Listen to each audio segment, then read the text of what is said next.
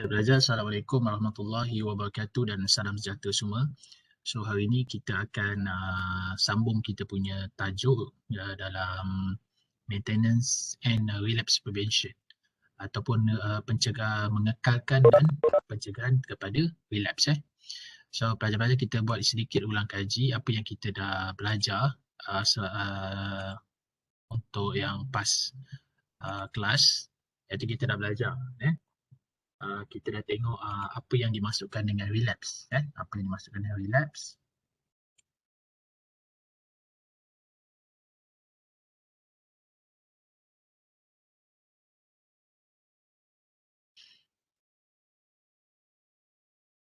Okey, kita dah bincang apa yang dimasukkan dengan relapse,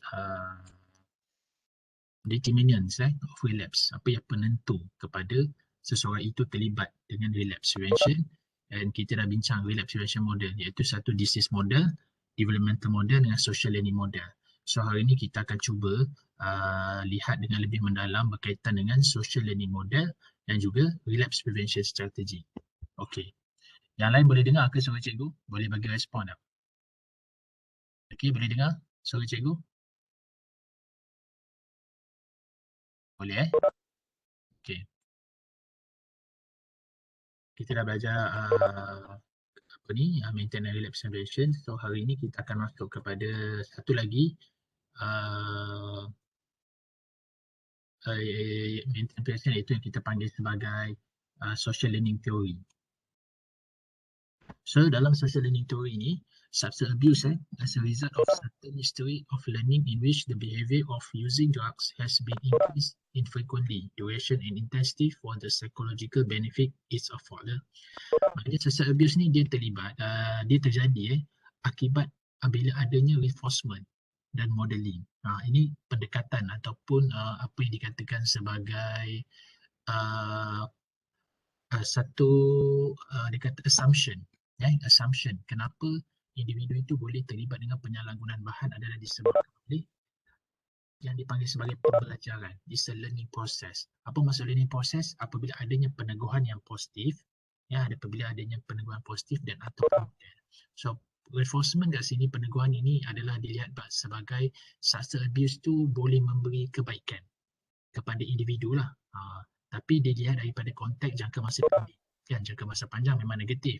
Tapi dalam masa jangka pendek, seseorang itu belajar bahawa penyalahgunaan bahan seperti mengambil alkohol, nikotin and other drugs memberi satu peneguhan yang positif. Jadi dia dapat satu kebaikan. Jadi apabila mendapat satu kebaikan dan adanya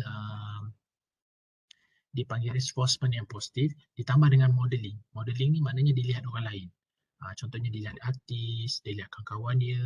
Bila dia mengambil, contohnya dia ambil alkohol, dia rasa lebih tenang.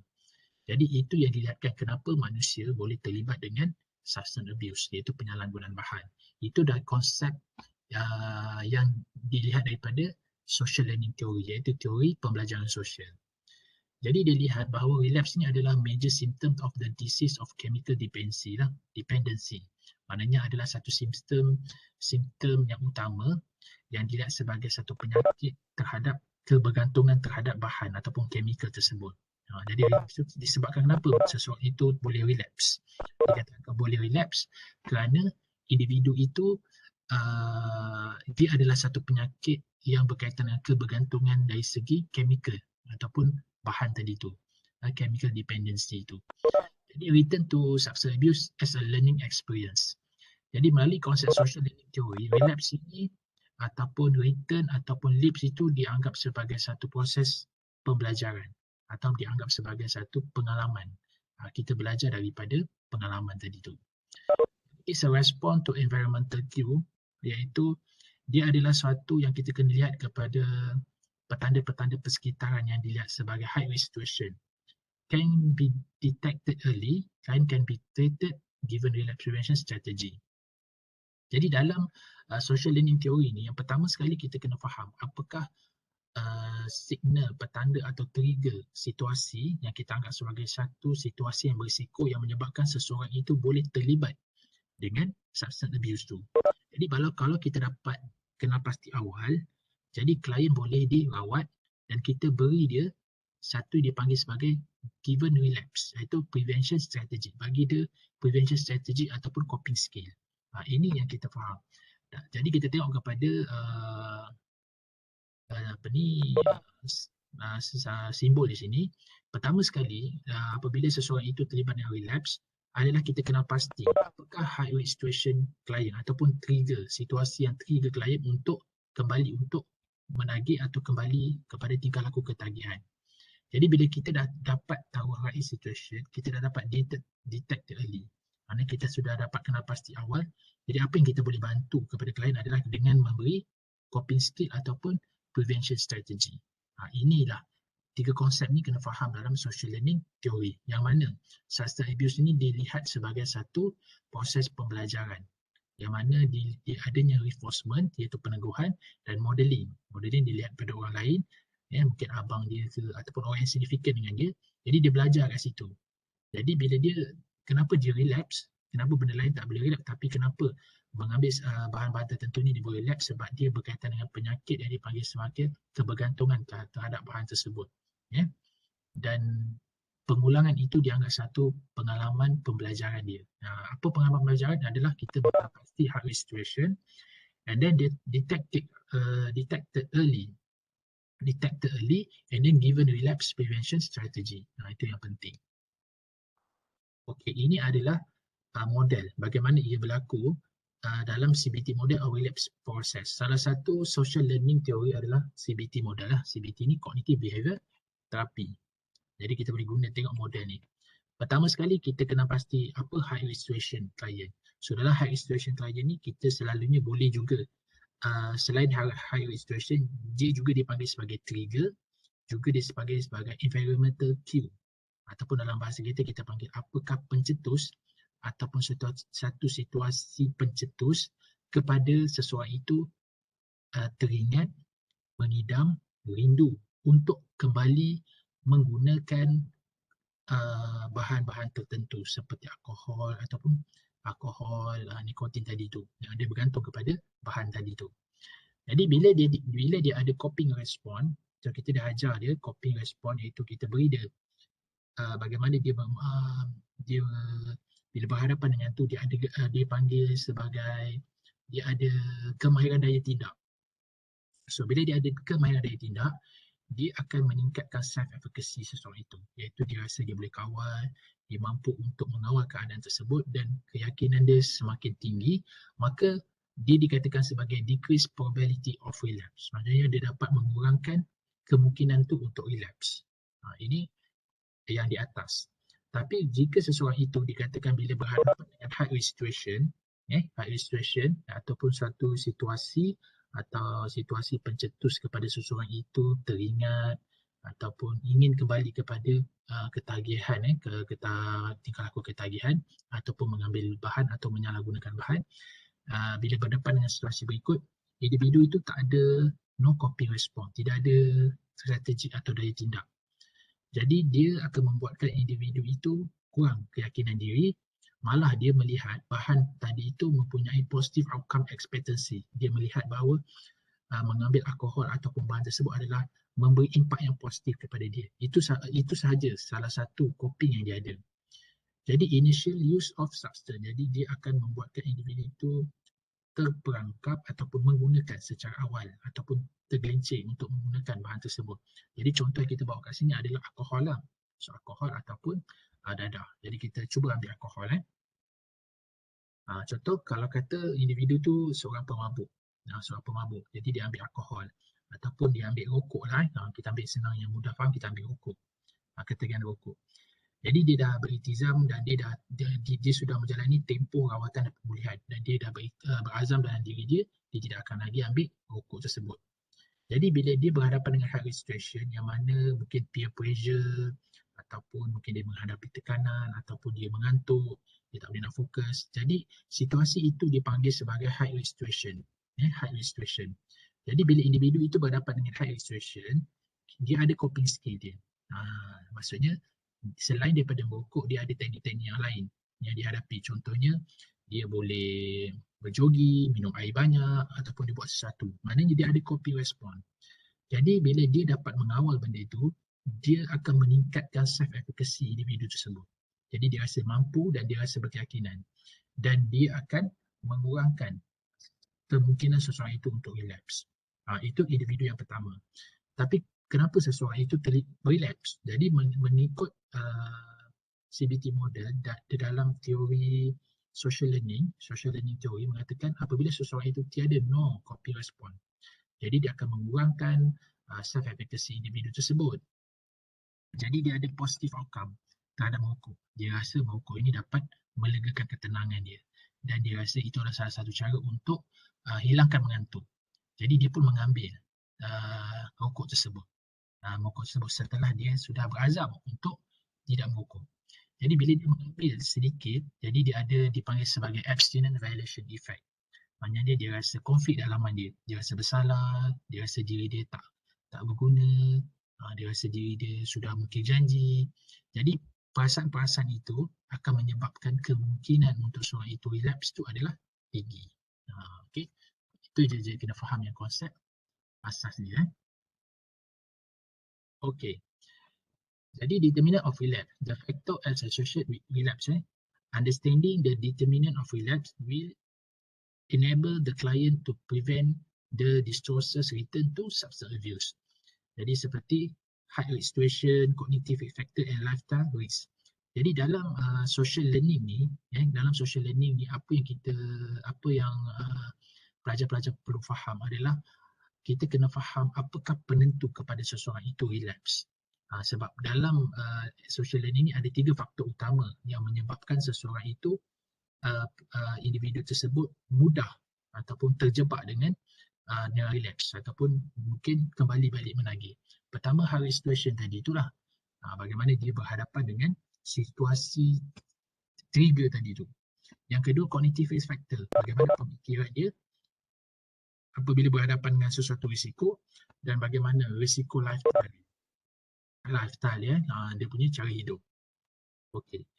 Jadi high risk situation ni yang pertama sekali incident, current situation that threaten client sense of control and increase the probability of their return to substance abuse. Jadi walking into the room where all drinking buddies are drinking. Jadi participant to relapse, negative emotion state, social pressure, interpersonal conflict. Each individual need to formulate his or her own plan for identify problem area and coping with the world.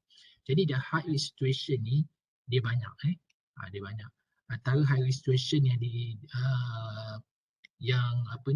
yang diberi oleh Cumming, Gordon and Malik adalah ada 3 faktor pertama. Pertama sekali negative common emotion state.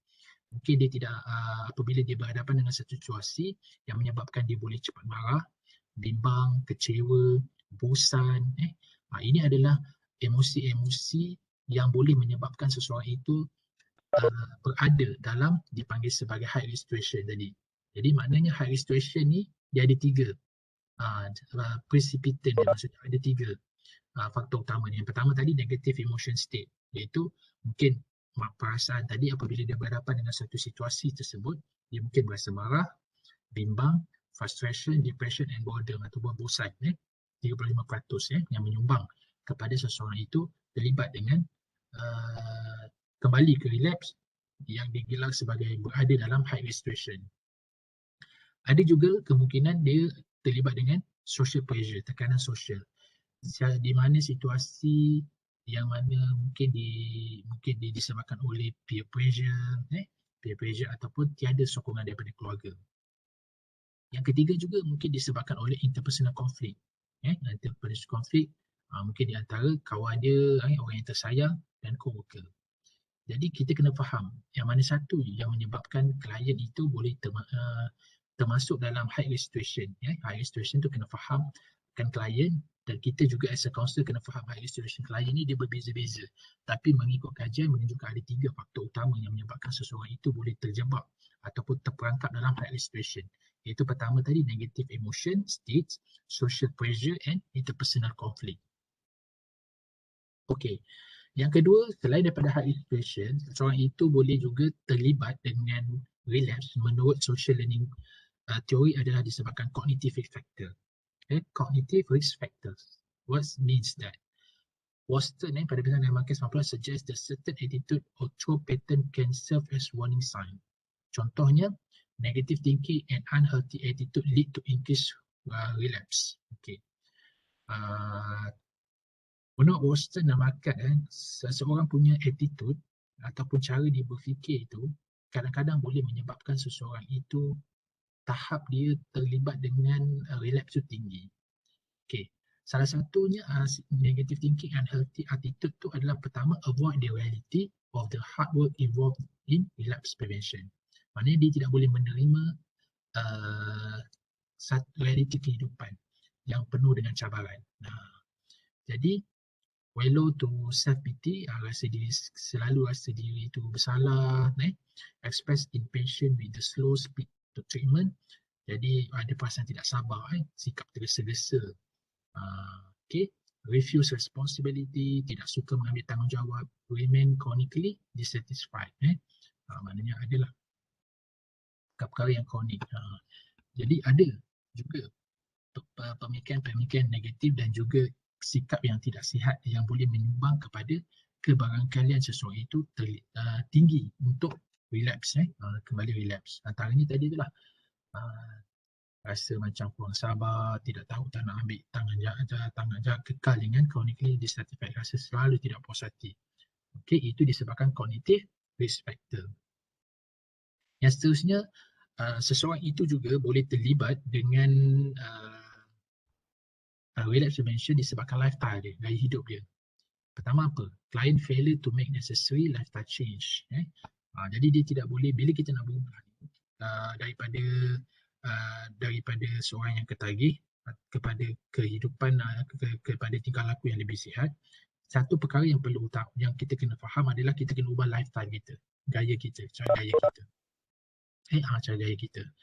Jadi kebanyakan individu yang terlibat dengan terjebak balik kepada relapse ni kerana dia tidak ada satu lifestyle yang seimbang. Dia tak ada satu seimbang.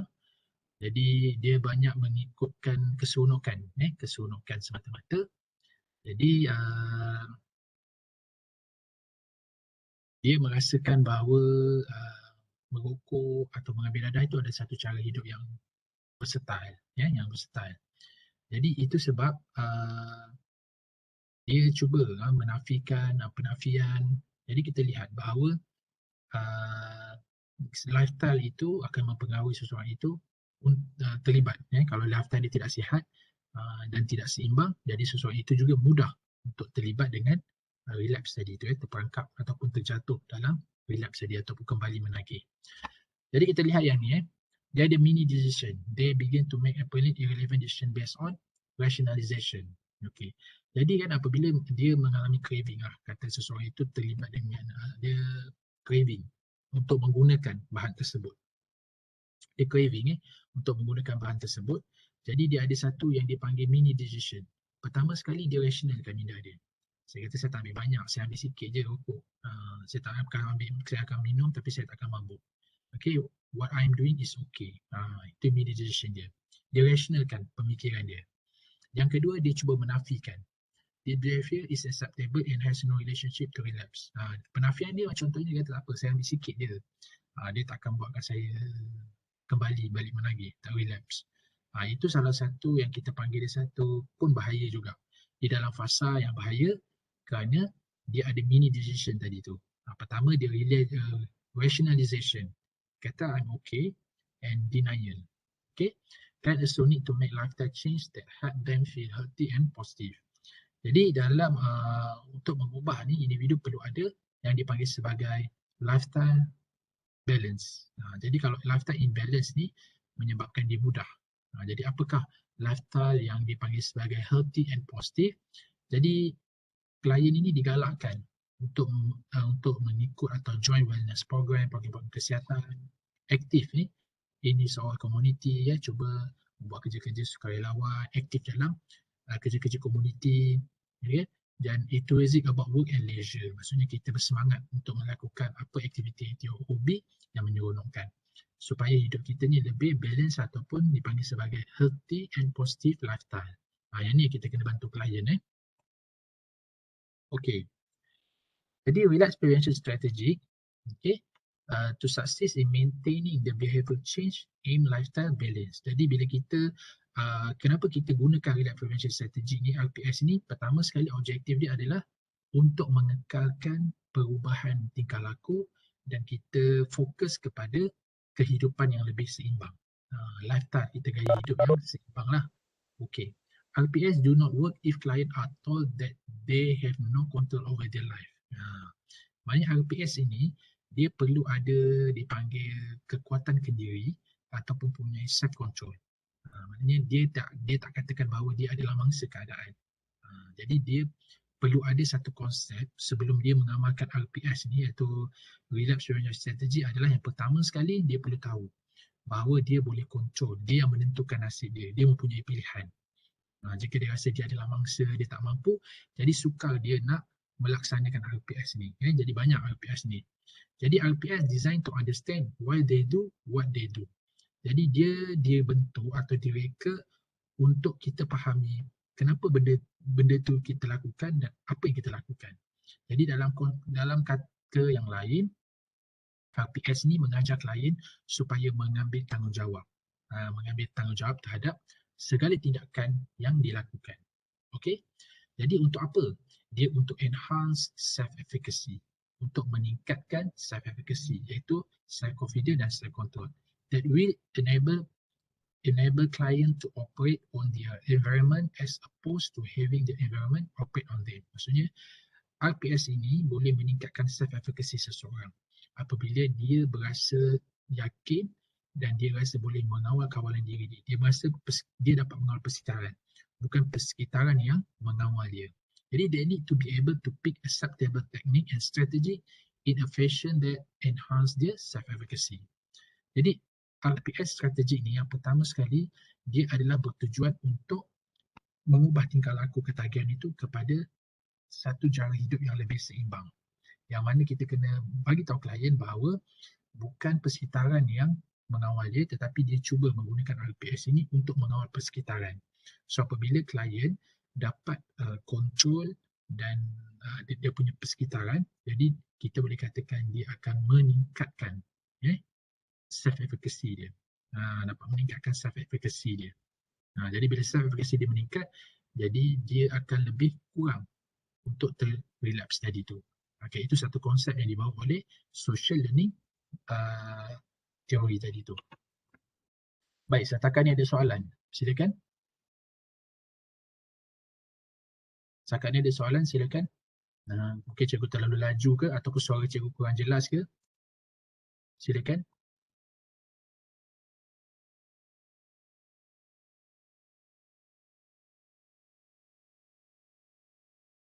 Fatin Natasha boleh dengar suara cikgu? Fatin Natasha? Boleh cikgu? Boleh. Boleh, jelas kan? Jelas. Okay.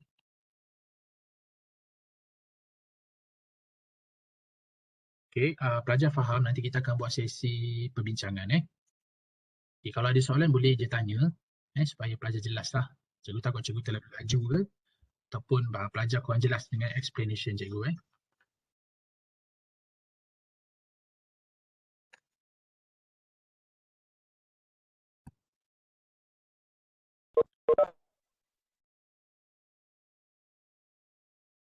Okey. Dekat sini ada banyak ada 1, 2, 3, 4, 5, 6, 7, 8, 9, 10. Ada 10 lah Ada 10 teknik pelajar-pelajar kena tahu ada 10 teknik yang kita boleh buat ataupun kita boleh bantu klien ataupun kita boleh bantu diri sendiri apabila berhadapan dengan high risk situation tadi, ataupun cara untuk kita mengekalkan kepulihan, perawatan dan kepulihan tu. Okey. Pertama, strategic for alleviating risk, self monitoring, direct observation method, coping skill, efficacy enhancement, behavioral contracting, cognitive restructuring, seeking lifestyle balance, providing adaptive indulgence and avoiding urge and craving. High risk situation tadi tu. So kita pergi satu-satu. Okey, pertama sekali kita pergi kepada self monitoring. Okey, self monitoring ni maksudnya monitor, kita pantau diri kita sendiri. Kita recognize high risk situation. ada sounds lah yang tak berapa best. Yang lain boleh mute tak? Fatihah boleh mute. Okay. Dia akan mengganggu Yang lain mute dulu Boleh pastikan mute mic dulu.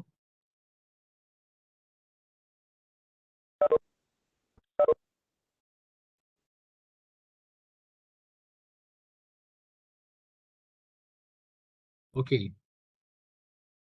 Jadi self monitoring tu. Pertama sekali to recognize high risk situation maknanya kita sendiri yang buat pemantauan sendiri tu.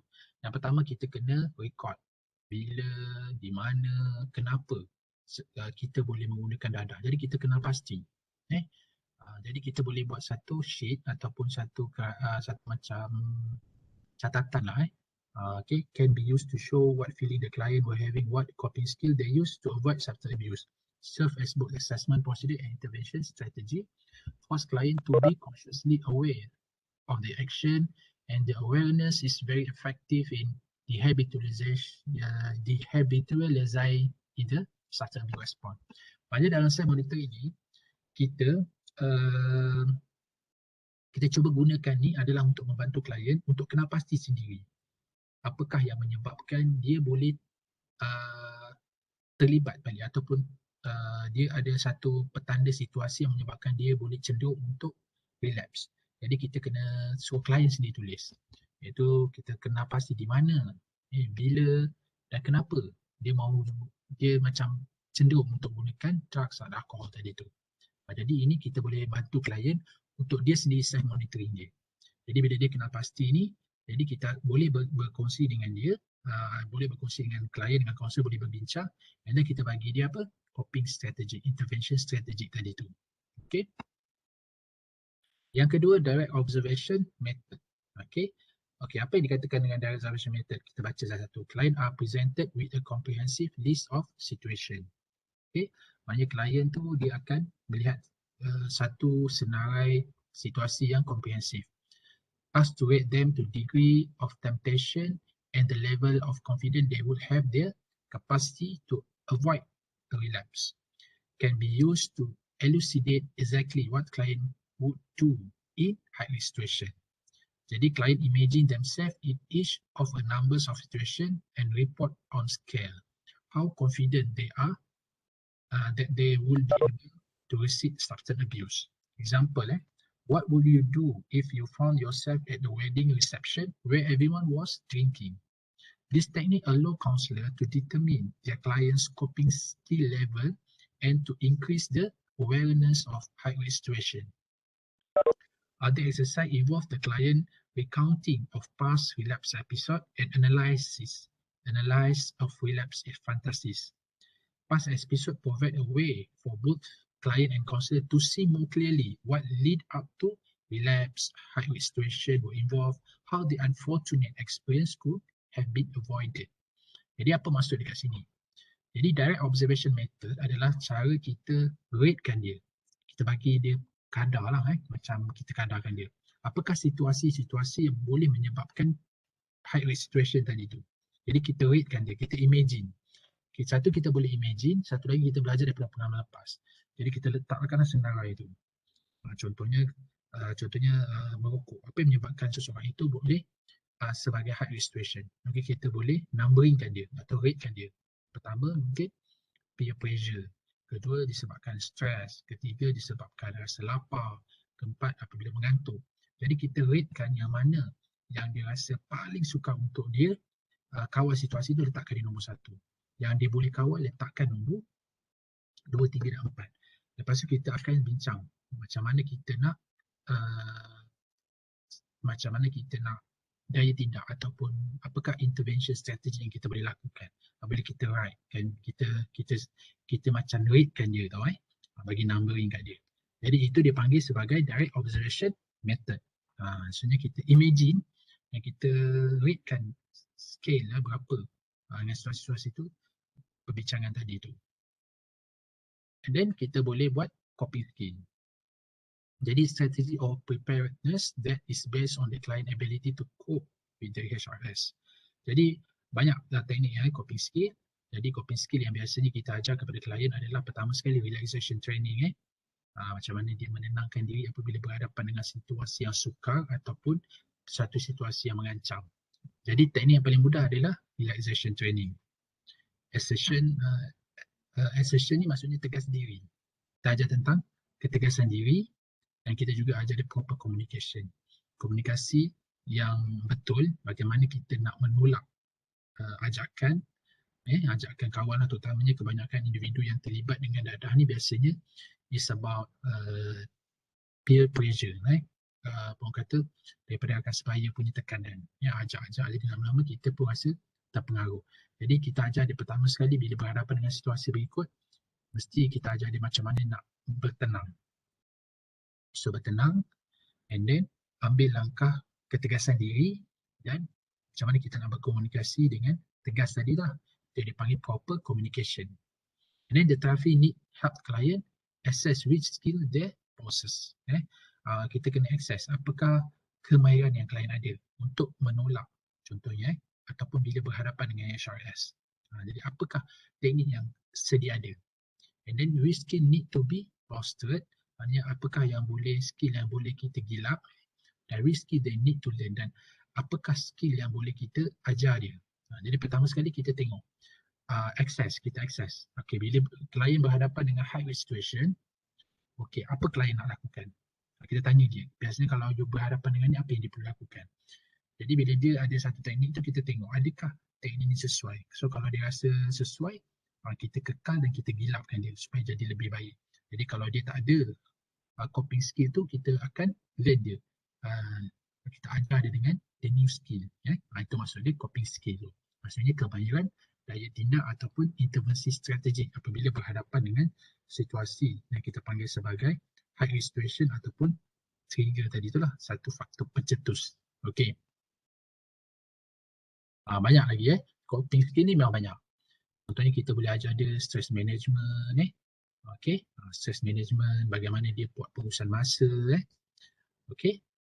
Contoh kat sini, kalau contoh yang cikgu bagi kat sini, taking on time, think at the time Okay, kita senaraikan apa yang perlu dilakukan, working tension off physically, learning not to be a perfectionist, using humor, seeking outside when needed. Jadi carikan bantuan orang luar sekiranya diperlukan, allowing time alone membenarkan diri itu berseorangan untuk muhasabah.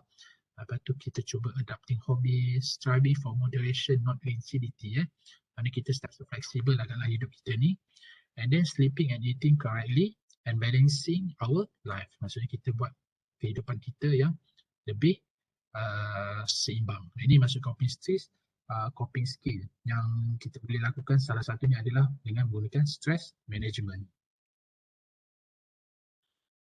Lagi satu, kita boleh juga menggunakan efficacy enhancement. Okay. Apa yang maksudkan dengan efficacy enhancement ni? Very similar to relapse rehearsal, client imagine a situation in which they successfully apply the coping skill and therefore avoid using drug or alcohol. Decision matrix, client lists immediate and delay positive and negative consequence for both continuation and discontinuation of abstinence. Example, Kevin, a client consider a return to heroin use. Jadi list the following positive consequence of the continued abstinence. Keeping his family together, keeping his job, maintaining physical health, and feeling better about himself. The negative consequence if they remain abstinent, lost his close friend, boredom, depriving himself of intense pleasure and excitement. Jadi kita buat efficacy assessment ni macam kita buat macam rehearsal lah. Kalau dia terlibat dengan,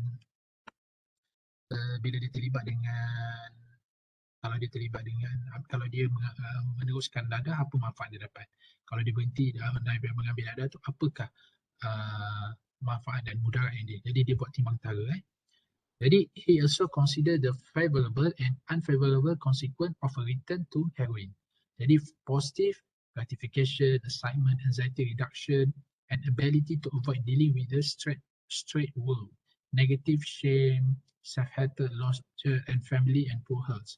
Share this talk meant for it's possible for him to explore his feeling honestly and weigh his choice carefully. Jadi kat sini kita nak ajar klien buat timbang tara lah, buat timbang tara dengan apabila dia berhenti daripada situasi tersebut, apa manfaat dia. Dan kalau dia berhenti, apa dia punya mudarat dia.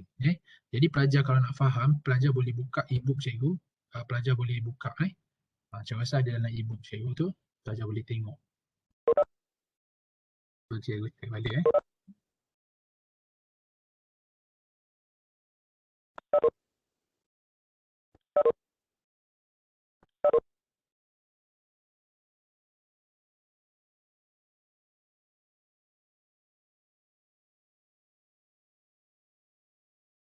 Okay, kalau pelajar tengok kat sini,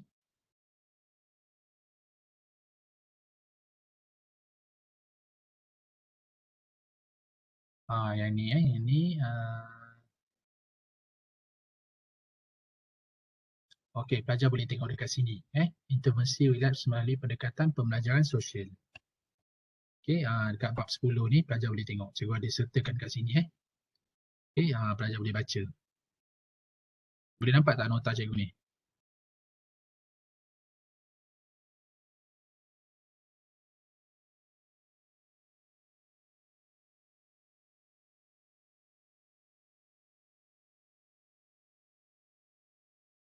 Okey, pelajar boleh faham lah kalau pelajar boleh baca nota tu untuk mudah faham.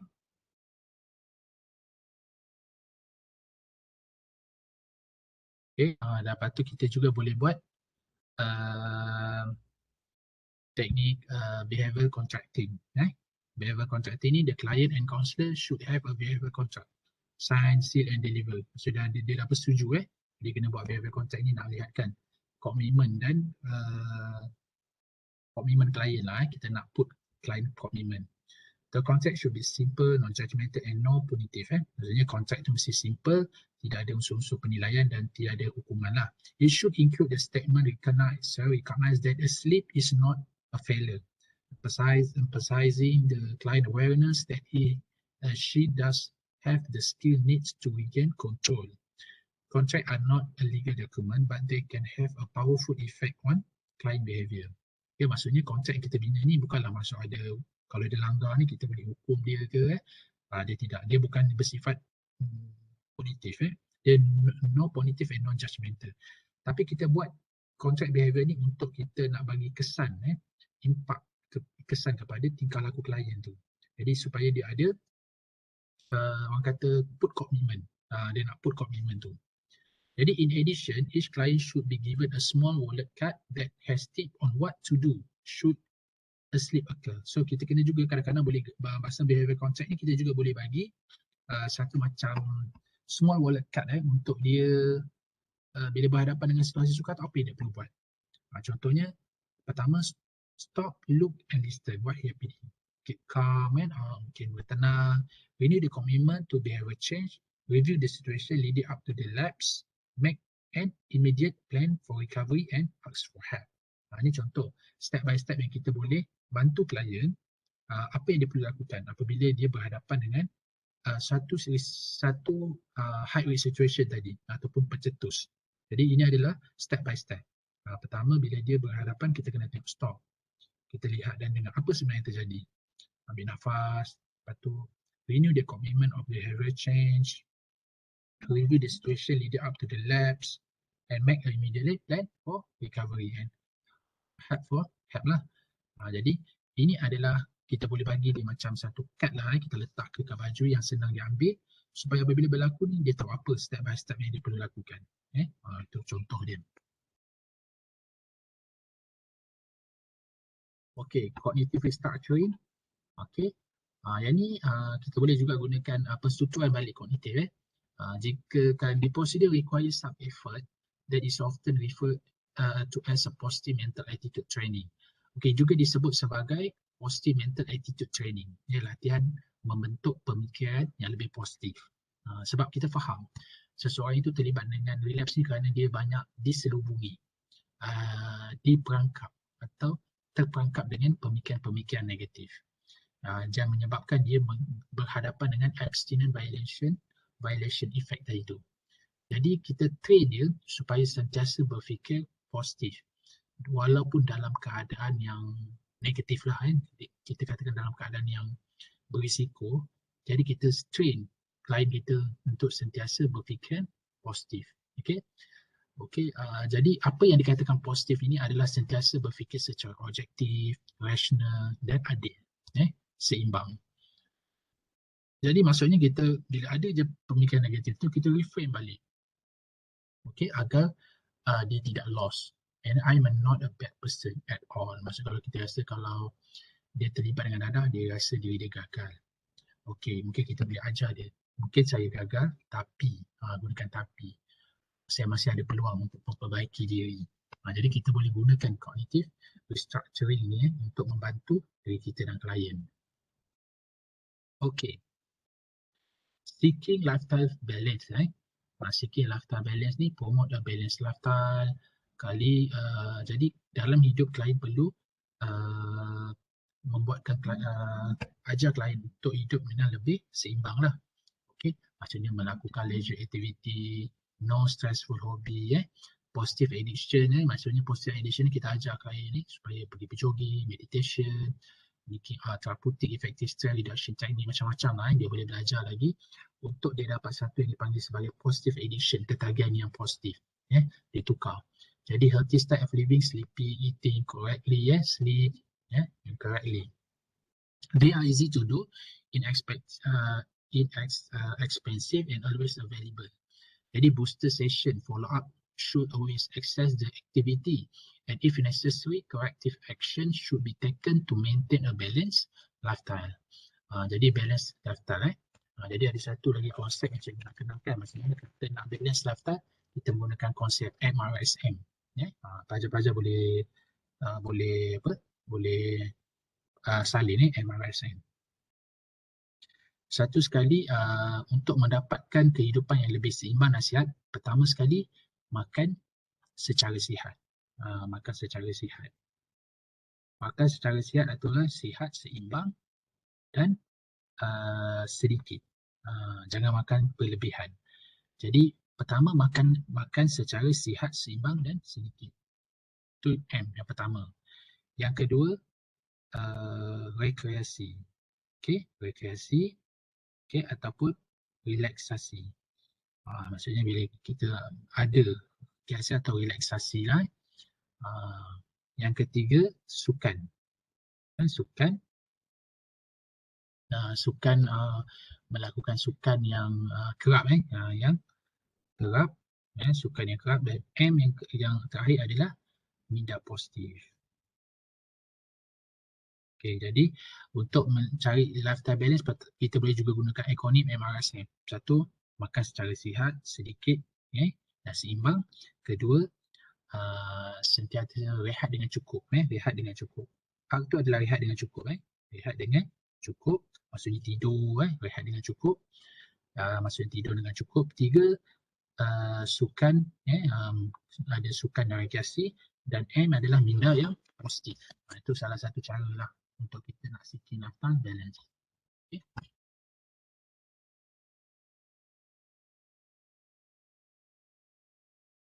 Okay. And then avoiding urge and craving. Okay, ni seeking lifestyle balance. Lepas tu providing adaptive indulgence. If a desire to indulge manifest itself, client must have substitute indulgence that they can engage in. There should be adaptive good for the person, as opposed to maladaptive return to substance abuse. They should be developed creatively and broadly with the client best interest in mind. This activity should be determined individually and they should be very reinforcing. The substitute indulgence ideally has a reinforcement potential equal to a greater than use of the preferred substance. Maksudnya providing adaptive indulgence ni, maksudnya kita boleh substitute kehidupan kita dengan sesuatu yang lebih keseronokan, yang lebih boleh diterima lah dan lebih sihat. Contohnya mungkin berjogging ke, makan secara sihat, buat satu benda-benda yang kreatif, yang lebih sihat berbanding kita mengambil substance abuse tu, daripada kita mengambil penyalahgunaan bahan tersebut. Jadi avoiding urge and craving, high restriction. Okay. Jadi urge and craving are compensatory condition response that develop from anticipation of the effect of substance use. They result from external cue, swing, passing a favorite bar, smelling cigarette, smoke. Jadi kat sini maksud avoiding urge and craving ni adalah kita nak mengelak dari kita mengidam atau teringat. Teringat benda tu. Contohnya kalau benda-benda boleh mengingatkan kita kepada merokok, contohnya kita tengok orang lain merokok, kita bau rokok, kita tengok street, itu boleh buat kita craving tau. Kita craving, kita mengidam. Jadi kita kena ada dipanggil stimulant control technique tadi tu, SCT tu.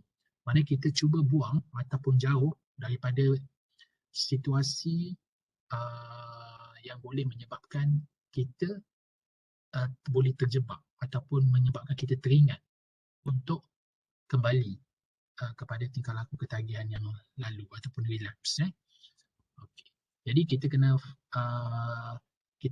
contoh kalau ada benda tu kita kena buang ataupun kita jangan pergi pun sebab kita tahu itu adalah kelemahan kita yang boleh menyebabkan kita kembali terjebak kepada benda tersebut. Okey, ataupun kita gunakan perkataan ataupun kita gunakan istilah stop.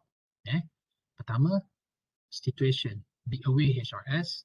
Macam kita kena tahu apakah yang menyebabkan kita boleh craving.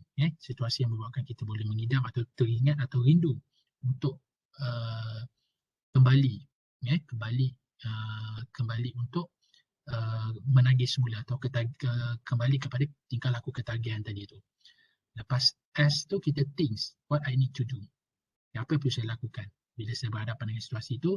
Option, strategies, have rehearsal for this situation. Maknanya kita cari pilihan-pilihan strategi yang kita ada, and then bila kita dah ada, plan, proceed with plan. Ataupun kita guna istilah dates, dates. Iaitu pertama sekali D for delay. Maksudnya kita lewatkan, kita melengah-lengahkan.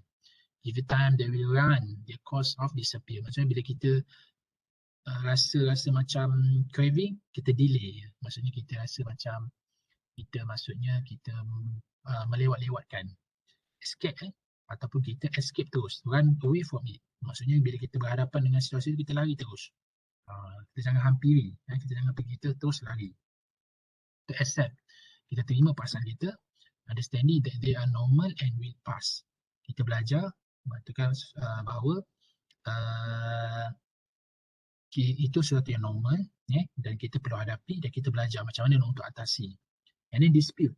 Dispute ni adalah you may have developed a rational, effective new belief or counter statement to help you attack your irrational urge and craving. So bila kita ada urge and craving ni, kita selalunya ada positive outcome kan, expectancy tu terhadap bahan tersebut. Kita ada positif. Jadi kalau boleh kita dispute dengan bergantikan efektif the new belief yang mengatakan bahawa dadah ni tak baik. And then ada last sekali adalah substitute, iaitu kita ganti aktiviti atau situasi itu dengan perkara yang lebih bermanfaat dan lebih sihat. Itu yang kita boleh gunakan.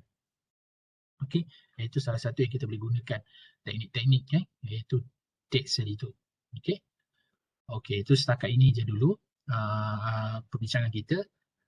So ada soalan tak sebelum cikgu tanya awak? Kita ada 1 jam lagi dan 1 jam ni kita akan buat sesi soal jawab. Okey, sila kalau ada soalan.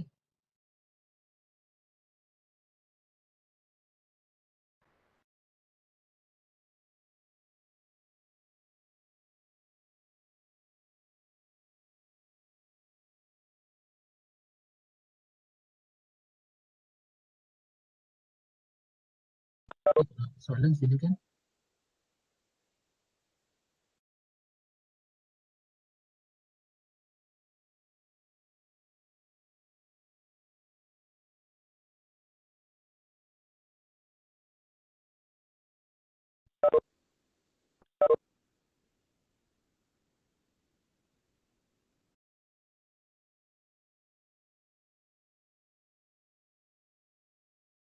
Okey, boleh chat ke cikgu? Okey, cikgu baca soalan. Ada soalan daripada sahabat kamu.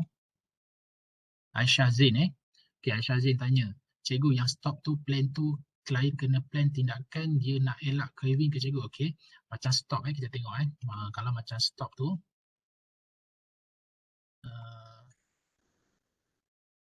okey, plan proceed with plan. Okey. Option ni maksudnya strategi if rehearsal if situation. Maksudnya kan kalau kena stop tu as the situation, kita cuba sedar, kita menilai situasi. Nanti kita thinks, thinks apa yang kita boleh lakukan. Lepas tu option ni apa strategi, apakah pilihan-pilihan yang kita ada, dan kita cuba ni plan, proceed with plan. Plan maksudnya kita ambil langkah tindakan. So soalan dekat Aziah ni cikgu, yang stop tu plan tu klien kena plan tindakan dia nak elak daripada craving ke cikgu.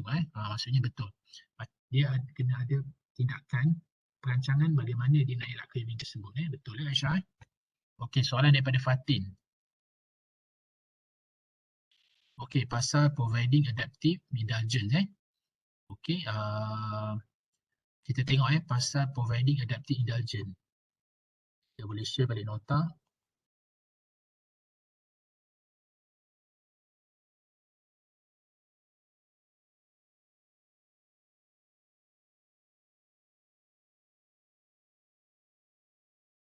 Okey. Kebanyakan individu yang mengambil dadah ni atau substance abuse ni sebab dia nakkan keseronokan. Okey, dia nakkan keseronokan. Contohnya dia nak dapatkan perasaan euforia tu. Contohnya dia ambil ganja, dia ambil alkohol. Kebanyakan mereka yang mengambil bahan ni adalah mereka nak dapatkan apa yang dipanggil sebagai euforia, rasa keseronokan tu. Jadi providing adaptive indulgence ni adalah kita menyediakan sesuatu keseronokan yang kita nak kepada yang boleh diterima masyarakat atau yang tidak menjejaskan kesihatan kita. Contoh dekat sini, kalau katakan dia nak rasa seronok, jadi banyak cara dia untuk rasa seronok. Mungkin dia berjoging atau dia melakukan hobi. Itu sebab pelajar kita ni, setiap manusia ni memang dikurniakan hobi. Kenapa kita dikurniakan hobi? Kerana dengan hobi ni membuatkan kita rasa seronok dan mengurangkan perasaan stres. Jadi kita pergilah kepada hobi yang lebih bermanfaat dan lebih seronok, yang menyeronokkan kita, yang lebih diterima masyarakat dan lebih sihat. Itu maksudnya. Jadi kita kena providing adaptive indulgence ni, maksudnya kita kena sediakan sesuatu benda yang menyeronokkan pada diri kita agar hidup kita ni lebih gembira. Sebab apa?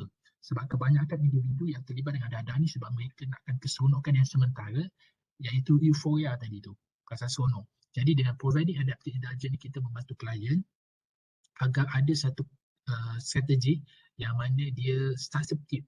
Substitute ni maksud ubah daripada menagih dadah kepada satu aktiviti yang dirasa seronok. Contohnya memancing ke apa saja, apa saja yang boleh diterima. Ada orang berenang, ada orang berkuda. Dia mengikut orang berbeza-beza. Okey. Boleh?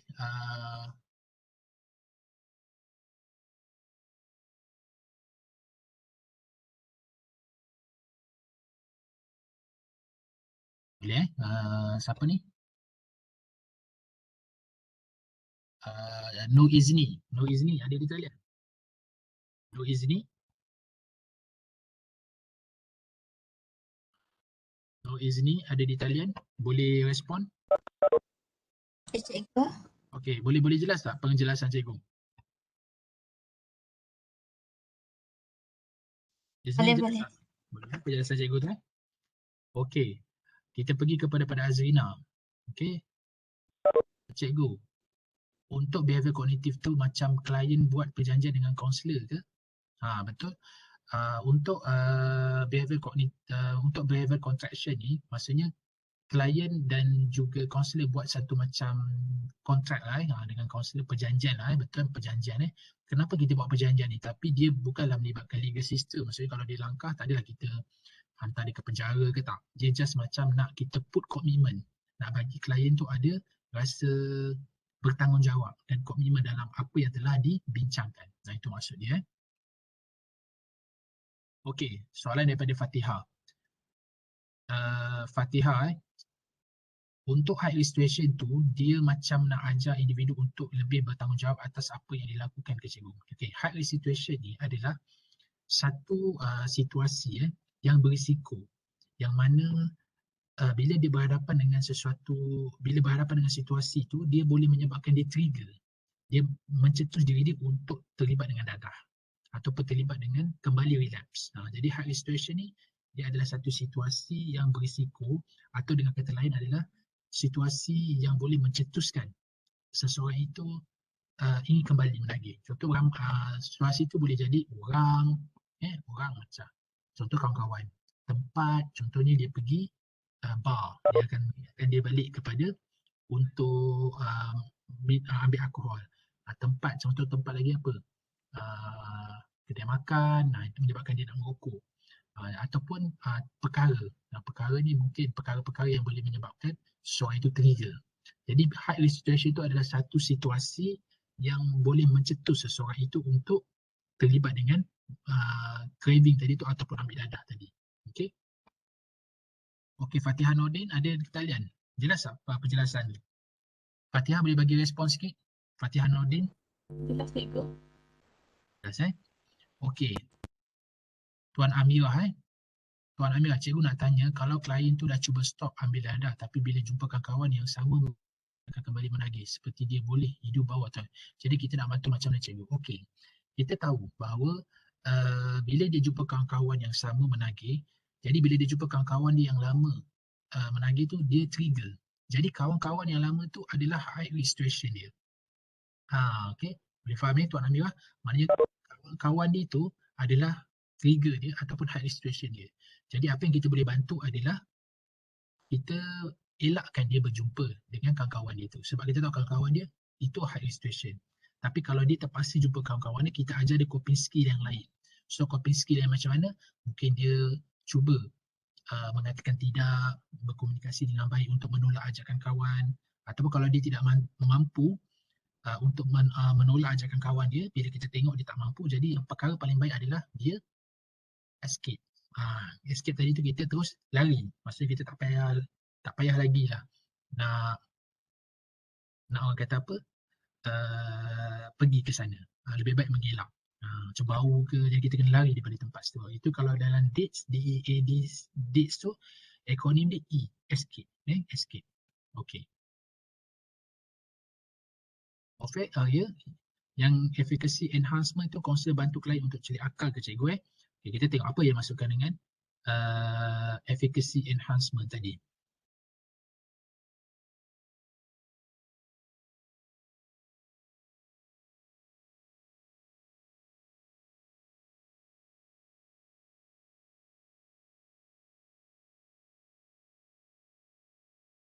Okay. Okay, efficacy enhancement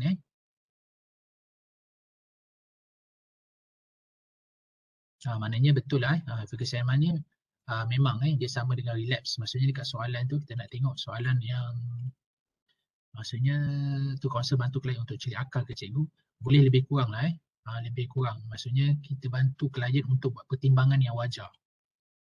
Okay, pertimbangan yang wajar. Okay, pelajar boleh tengok nanti nota cikgu untuk boleh faham lah dekat situ cikgu buat satu dipanggil jika ditinggalkan do dan don'ts cuba cikgu tengok kalau ada nota dia. 1, 2, 1, 2, 6.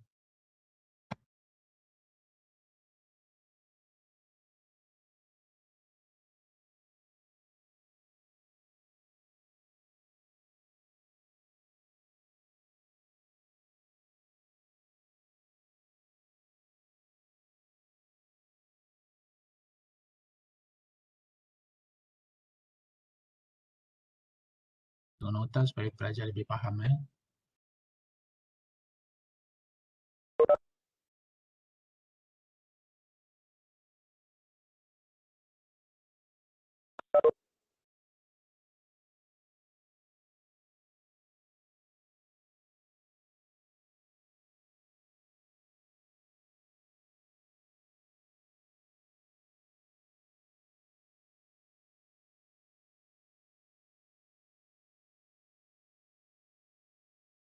Okay, boleh nampak tak yang cikgu tunjuk ni? Kan? Yang ni adalah faktor-faktor pencetus dan situasi berisiko lah. Dia boleh jadi manusia, lokasi ataupun situasi. Dia high risk situation tu, lepas tu apa strategi pencegahan yang kita boleh bagilah kepada klien. Okay, ini sebagai contoh. Okay, yang ni meningkatkan efikasi kendiri yang ni cikgu cakap ni. Yang ni. Yang dia buat pertimbangan. So bila dia meninggalkan tabiat lama, iaitu katakan dia tidak lagi menagih, kan dia tidak lagi menagih. Apa manfaat dia dapat dan apa mudarat yang dia dapat? Kalau dia mengekalkan tabiat lama, apa yang manfaat dia dapat, apa mudarat. Jadi kat sini dia akan buat timbang tara. Dia akan buat timbang tara pelajar. Ni yang cikgu cuba masukkan. Tadi yang pelajar kita tanya tu. Maksudnya ini ada dalam e-book, jadi pelajar boleh tengok. Dia akan catat sendiri. Okey.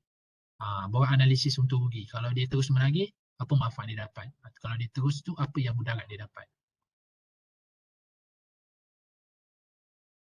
Okey. Okey. Itu dia kaunselor bantu klien dengan cari akal, betul Syazwan Aizah Syazwan Aizah, macam mana nak train klien supaya sentiasa berfikiran positif. Okey. Jadi kan salah satu cara yang cikgu nampak untuk kita train klien kita sentiasa berfikiran positif adalah dia selalu melihat daripada new perspektif ataupun apa hikmah dia. Apa hikmah dia.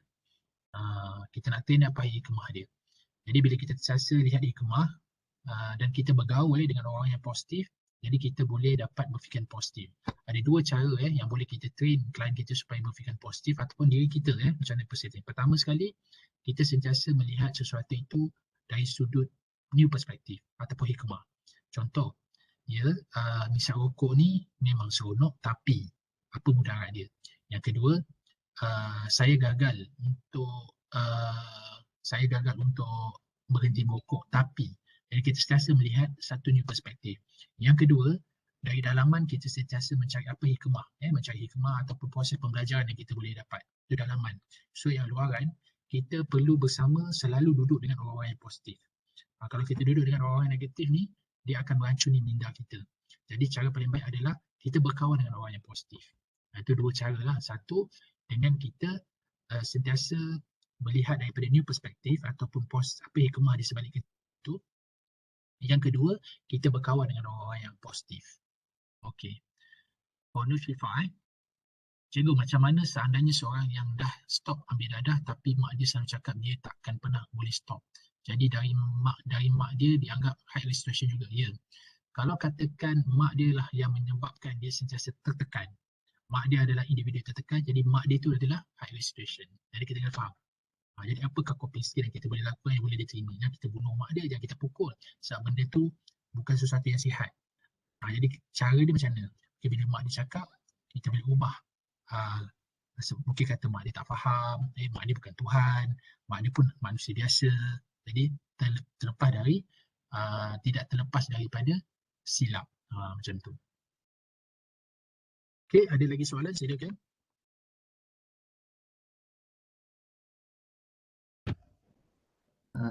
Saya Okey, silakan. Okey, Alif. Silakan Alif. Contohnya kalau kita buat kontrak dengan klien, adakah klien tu yang akan update dengan kita ataupun kita sebagai kaunselor yang pantau benda tu? Contohnya dia gambar ke? Okey, Alif Firdaus. Dia perlukan dua-dua. Okey. Kalau klien bagi komitmen, okey. Tapi kalau macam klien tak boleh bagi komitmen, kita yang kena force. Bukan kita yang kena ingatkan klien. Sebab dia kena duduk beberapa pihak. So, sebab kaunselor daripada pihak kita, as a kaunselor, kita kena ada rekod. Dan kita sentiasa tengok perkembangan klien kita. Apa yang dia buat. Jadi kita, kalau klien kita lupa, kita kena update dengan dia. Melalui WhatsApp ke, ataupun kita boleh call dia. Itu salah satu cara. Sebab kadang-kadang kalau kita harapkan klien saja, mungkin klien tu jenis yang macam kurang tanggungjawab. Jadi kita lah kena put effort dalam diri kita untuk bantu klien tu. Okay, mengingatkan dia, sentiasa mengingatkan dia. Okey, kalau situasi ini daripada Nushifa. Nushifa tanya tadi daripada soalan pertama. Kalau situasi begitu, kita boleh panggil ibu dia ke untuk sesi kaunseling ke? Okey. Bila kita berhadapan dengan klien bila kita berhadapan dengan klien yang mana dia kata ibu dia sebagai trigger dia. Okey. Benda perkara yang paling penting kita kena fahamkan klien bahawa kita tidak boleh ubah ibu dia. Yang boleh kita ubah adalah diri kita, persepsi kita terhadap ibu dia. Jadi bila dalam sesi kaunseling ni, bila kita berhadapan dengan klien, kita nak bantu klien melihat daripada new perspektif. Kita nak lihat daripada klien tu daripada new perspektif. Kita tak boleh ubah situasi. Contoh macam COVID kan. Kita tak boleh nak ubah COVID. Kita bimbang sebab COVID berlaku. Adakah kita suruh klien ubah COVID? Tak boleh. Jadi apa yang kita boleh ubah adalah bagaimana kita melihat perspektif baru terhadap COVID. Maknanya perkara ini dah terjadi, So apa yang aku perlu fikirkan? Jadi kita melihat pada perspektif yang lebih positif bahawa COVID ni menyebabkan kita lebih berjaga-jaga dan kita ambil langkah berjaga-jaga, dan COVID ni sebenarnya membuatkan kita lebih rapat dengan keluarga. Cari daripada positive angle. Jadi kita akan ambil langkah-langkah yang lebih membina. So kita tidak boleh ubah persekitaran, kita tidak boleh ubah ibu dia, tapi apa yang boleh kita ubah adalah bagaimana kita melihat ibu dia dengan satu perspektif yang baru. Dan kita mengambil tindakan, yang mana tindakan yang kita ambil itu adalah tindakan yang lebih sihat dan membantu. Ya, kita tak boleh. Dan bila kita dah bantu klien, kita juga boleh bawa next session untuk berjumpa dengan family therapy pun boleh. Tapi yang penting sekali kita bagi klien kita dulu ubah perspektif dia ataupun persepsi dia terhadap ibu dia. Okey, lepas tu baru kita bawa group of family dia supaya group family dia lebih supportive lah, and encourage klien untuk berubah. Dan memang tidak dinafikan keluarga juga memainkan dia trigger. Okey, jadi kita perlu lihat, kita perlu mantapkan dulu klien kita tu, cara dia berfikir, psikologi dia lah, sebelum kita ubah ibu dia. So kalau kita ubah ibu dia pun, nanti orang lain juga buat macam tu. Jadi kan kita nak panggil orang lain untuk posisi, benda ni tak berapa membantu. So yang paling membantu adalah kita ubah perspektif klien tu, supaya dia dapat lihat new perspektif. Okey, ada soalan lagi? Silakan.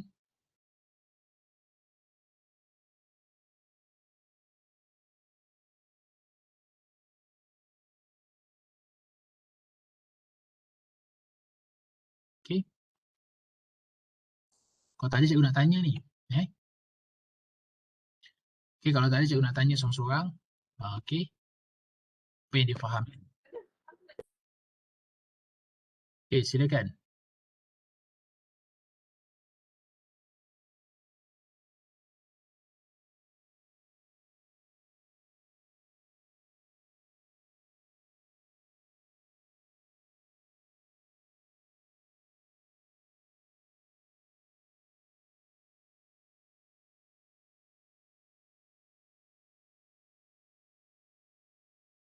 Okey, Zarifah Zahari ada di talian? Zarifah Zahari ada di talian?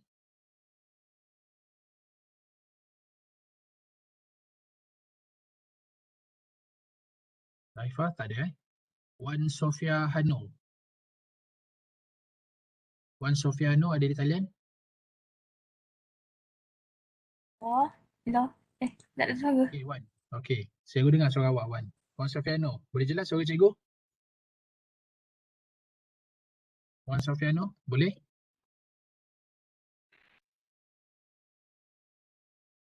Ah. Okey, Wan, boleh dengar suara cikgu?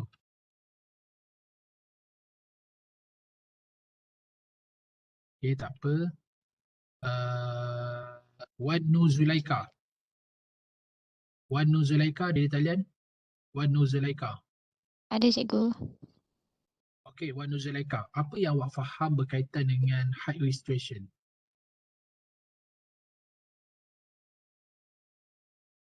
Wan Nur Zulaika, apa yang awak faham berkaitan dengan height restriction?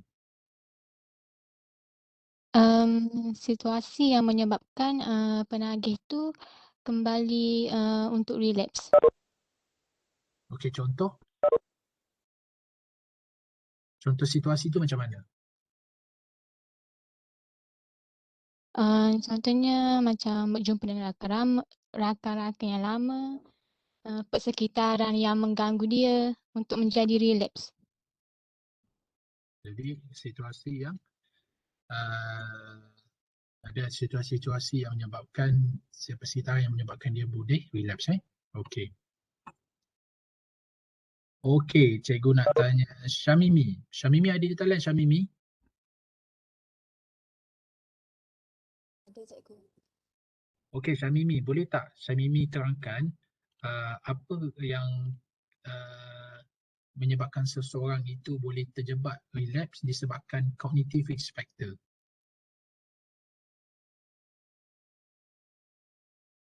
Cognitive factor, boleh tak jelaskan? Kognitif.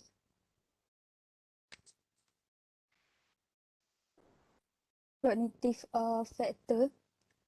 Sebab salah satu dia dia apa ni, dia berfikiran negatif. Apa tu, macam mana nak cakap, dia tak boleh nak terima apa ni, realiti yang hidup dia ada cabaran macam tu. Okay, maknanya risk factor lah. Okey, so pelajar ada soalan sebelum kita berhenti ataupun nanti kita akan sambung balik untuk hari ni, dan cikgu akan terang sikit. Jadi pelajar, cikgu akan tanya balik pembelajaran kita ni supaya pelajar lebih jelas. So sebelum cikgu berhenti, ada tak soalan? Silakan kalau ada soalan. Tak ada. Ada yang lain? Okey, Masita. Masita Zainal Abidin, ada soalan Masita? Masita ada soalan? Tak ada Tak ada cikgu. Tak ada cikgu. Tak ada So kalau tak ada, kita berhenti dulu setakat ni. Kita tundakan kita punya perjumpaan ini dengan tasbih kifayah dan suratul As.